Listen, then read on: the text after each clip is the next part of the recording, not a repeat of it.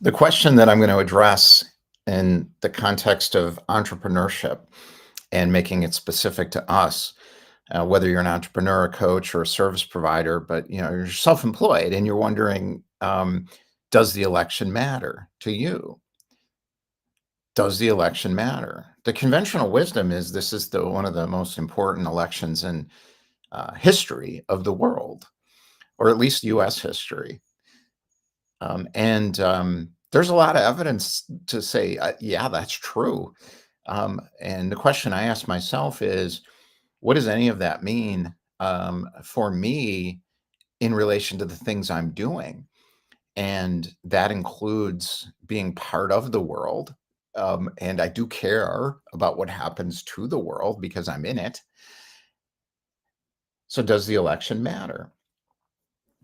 And I thought, I think I can answer this in a way that will be useful.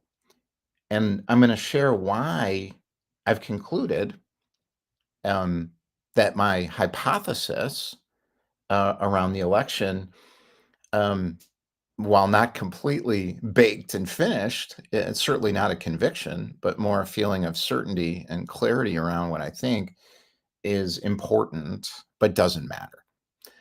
And that's a confusing statement for people. It's like, what's the difference? Important and matter? Well, of course it matters. I'll explain. Does the election matter?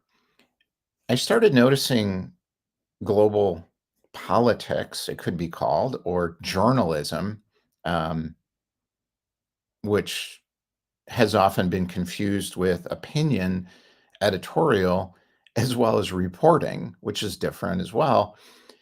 And discussions or debates over what people are noticing, I find is very different from the opinions people are projecting on entertainment-oriented news programs, uh, on cable TV or regular TV even, or social media, opinion posts and commentary, whether educated, researched, or otherwise, for my perspective over many years of paying attention to these things, is not the same as what I'm about to talk about.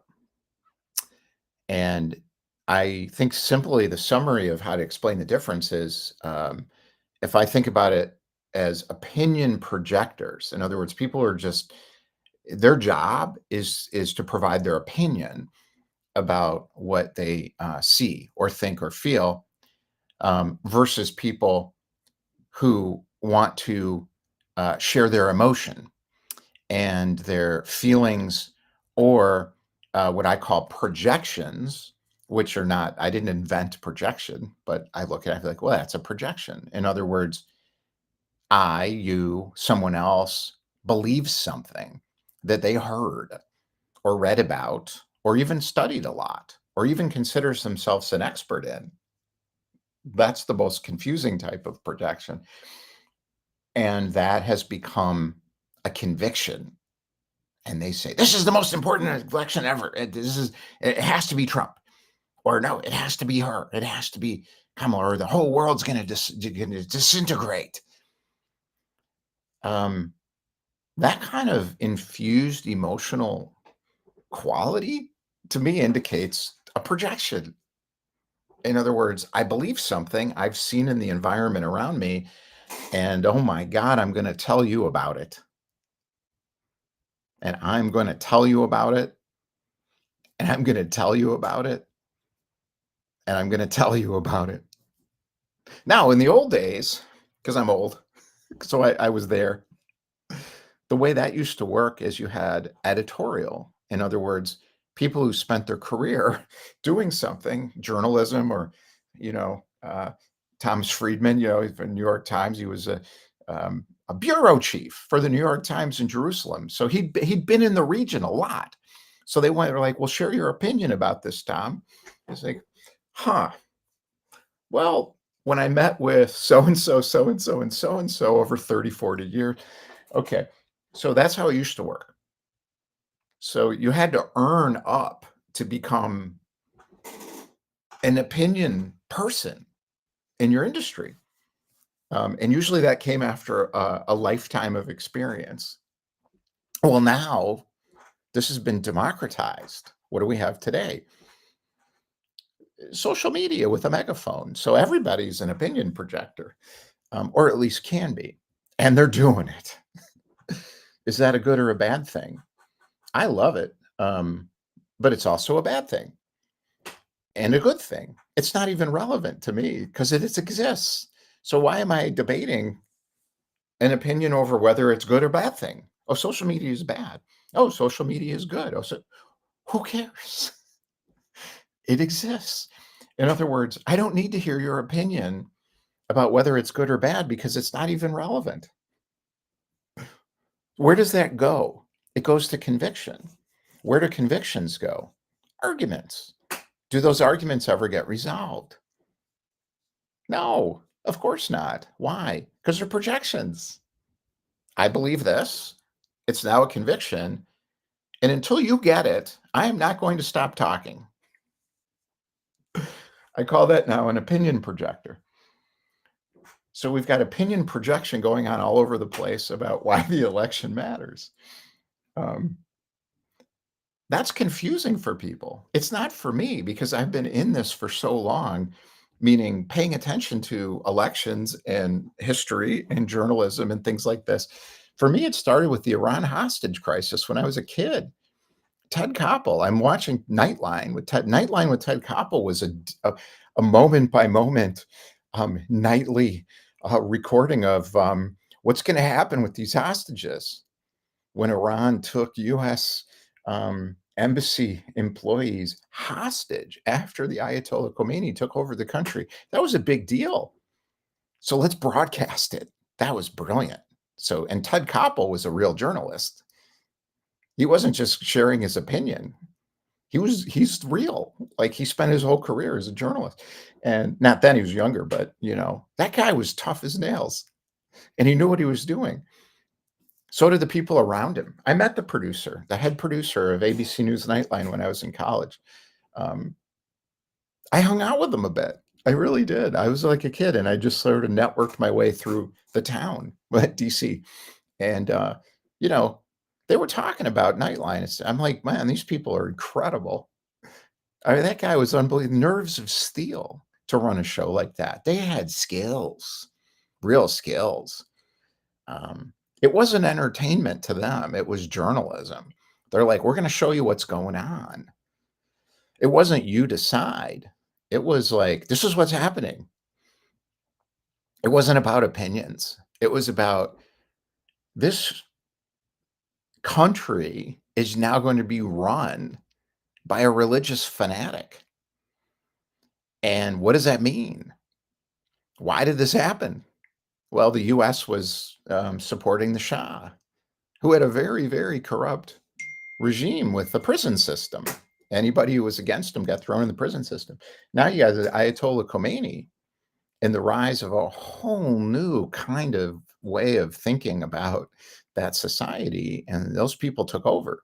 That's a big deal. And then they took the embassy ground is legally protected from the country in which that embassy is standing. That was U.S. property. That was U.S. They violated the the law, the international norms and conventions of you can't just barricade and storm into the embassy. Like I don't remember all the details anymore. I was like a little kid when I was listening to all this stuff. So, anyways, I don't go too long on this, but so I've been watching this stuff since I was a kid. Oh, I love it. Always. And I'm trying to figure out what's going on. I'm not trying to figure out what my opinion is or yours or theirs. I don't care. Editorial was great because I could listen to somebody who actually knew what they were talking about, interpret it from their perspective. Now it's even better because there's more information of high quality. It's everywhere. Like I was listening to the guy or reading on Substack. Yeah, Substack. No, Medium yesterday. And he's talking about Africa and what's going on in his country in relation to rural and urban belief systems. And I'm like, wow, this is incredible. Now I'm starting to understand Africa better. So today it's even better because there's even more information. And I just don't pay any attention to the opinion projector stuff unless that person has spent their whole life doing the thing they're talking about. So I was listening to a Tucker Carlson, Elon Musk discussion, and I'm like, these guys have no idea what they're talking about. Neither one of them. And I'm like, Tucker Carlson actually has been paid to be on TV to give his opinion about what? He doesn't know anything. It's just an opinion. And Elon Musk is an entrepreneur technology. Well, he doesn't know what he's talking about. He doesn't understand because he hasn't spent his life enmeshed in political um, environments. But he's like, I'm like, why is anybody listening to these people? And it's not a matter of left or right. It's that they don't know what they're talking about. So I ignore it. I turn it off. Um, Now, why is the election important but doesn't matter for entrepreneurs? I think it's really important. And I also think it doesn't matter. Here's why. I think what's going on now, from my perspective, is we have a bigger opportunity than ever in history to change everything. And I think entrepreneurs are going to lead the way. Why? Because we're in the creative zeitgeist of the future and what's next. And I meet people every day who are doing this. It's just, I'm not inventing this stuff. It's just here. And what's coming next, I think, is the rise of better ways of doing things in all aspects of life because everything's broken. And that has nothing to do with the election. That's the condition and state of the society and the global society. And the United States is extremely important in this because the American experiment started um, with a compromise between groups of people who could not get along. They couldn't. I mean, you had slaveholders, and then you had abolitionists in the North. They couldn't get along. They couldn't compromise. It was impossible. What did they do? They kicked the can down the road. Smart. People don't like that. They're like, well, that was immoral. What else were they going to do? They didn't have a choice. So they wrote a document based on not values. It wasn't based on values from my perspective. It was based on principles, things that are always true. Everyone knows what's right for themselves. Everyone has a right to defend themselves. Everyone has a right to prosperity. Everyone. Nobody's going to give you anything, but you have a right to it, and they can't block you from it. The government can't block you from defending yourself. The government can't block you from prosperity. The government can't block you, except for certain people who were slaves, who are Americans, but were enslaved. Americans. They're American. They're Americans. I look at it like Black history. What's Black history? What does that even mean? They're Americans. They've been here longer than anybody, almost. The other Americans who are here even longer got shut out even more. Uh, that's genocide, um, or not. I don't know. You decide. I'm not giving an opinion because I'm not an expert in it. I don't know anything about. I know a lot about it, but I'm not an expert in um, Native American history, which is American history. So I study history. I read ton. I've been forever, but I'm not an expert in it. That takes another level of detail to go in and read the original documents. When I went to school in DC, so some of the people there were incredible. And I just took classes I was interested in because I didn't realize I was supposed to major in something. That's how crazy I am as an entrepreneur. So I took a class with a guy who's an expert in the French Revolution, and we read the original documents. He didn't have an opinion. He just said, we're going to read the original documents. I'm going to make sure you understand them in the context of that culture. That's what we did. So I understand a lot about the French Revolution, but I'm not an expert in it. He's an expert in it. There's so many nuances. And then years later, he's like, oh, I'm sure. I don't know them, but he was like, oh, I missed that. You read these documents for 20 years and you start knowing, you see more things in them. I tried to read, what's his name, about the United States. I didn't try to read, I read it. But I'm not an expert in it because I'm not an attorney. So I missed a lot of stuff. but what's his name? De Tocqueville. So de Tocqueville came to the United States from France, so he could really see things because he wasn't embedded in the fishbowl of the belief systems in our culture. And he said, "This place is different. It's different. Their government system's different. The way they think is different. What they're doing is different. The foundation of it is different. The Constitution of the United States of America is different. Sounds similar to what we have now in France, but it's different." He's trying to figure out what's going on here. And he reported on it, an incredible book, 2 volumes. And I'm reading the book and I'm like, I could spend my entire life studying that, but I have to become an attorney first and know a lot about government. There's another level of detail. So why would I give my opinion about that? It's stupid because I don't know what I'm talking about. I'm learning, but I'm not an expert. Why would I be talking about it in a public forum? Why would I be allowed money? Why would you allow anybody to talk about anything if you ran a big media company that doesn't know what they're talking about? Money, because they're popular and they're agitating an audience that doesn't know what they're talking about either. So they're creating an echo chamber. Echo chambers are sticky and they keep watching because they're stuck in their head in their opinions. It's craziness. So I opted out. Why is why is the election important? It doesn't matter for entrepreneurs. Here's why, to me, from my perspective, and I'm not an expert in politics, but I read stuff and listen to people who are, so I can draw my own conclusions. And I don't look at it as right or left because I don't think that even exists. Conserving is an instinct, wanting to conserve and hold back. And people in smaller communities tend to be more conserving because if they weren't, they'd leave. The people who want new, they go to the big city. There's a great book by a guy named Sinclair Lewis called Main Street I read years ago that explains this really well, Chicago versus small town Minnesota. And I'm like, I would have moved to Chicago, a hotbed of radicalism at the time. And the woman who does goes back to Main Street and she's like, these people are, well, are they? No, they're just smaller town mentality.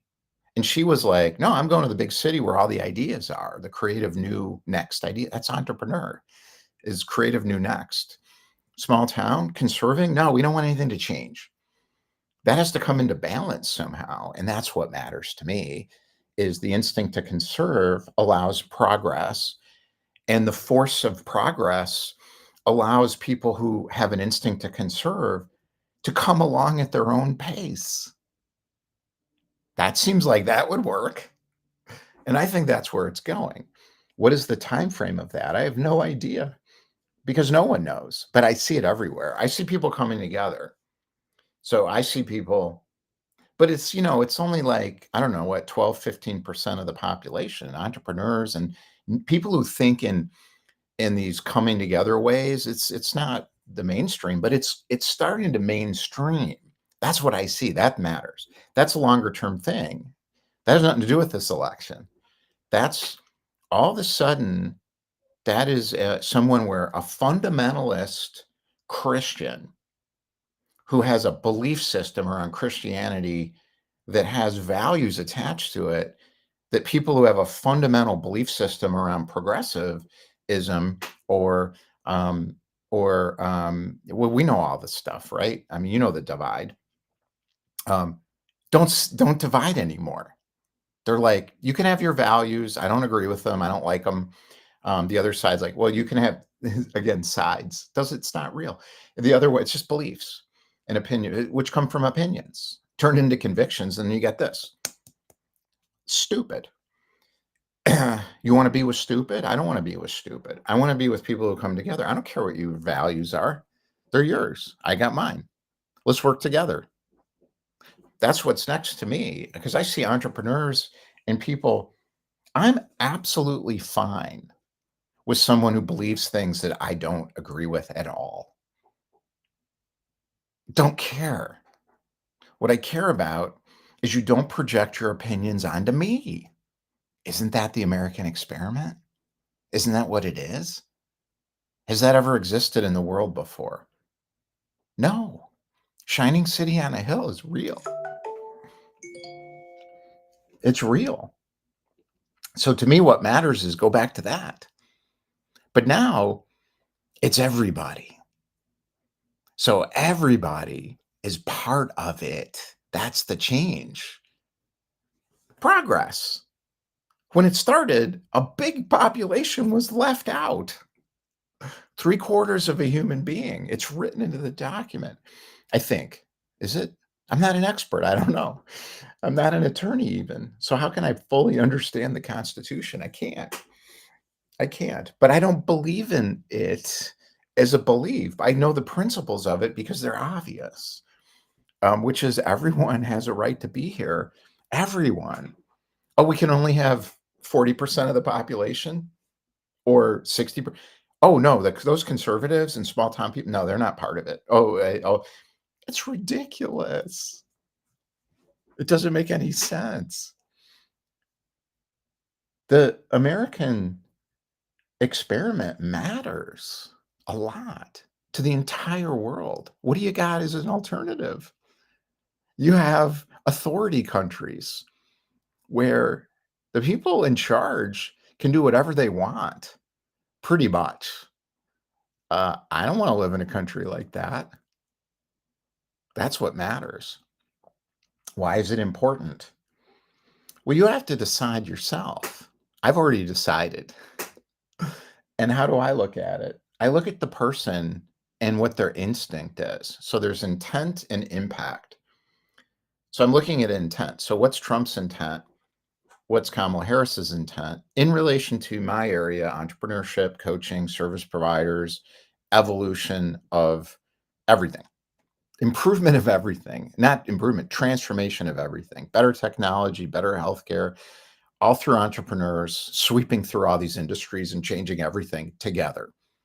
No division, no left and right, no my way, your way. No, together, finding a way to come together, letting everybody have their own values. That's the American experiment to me.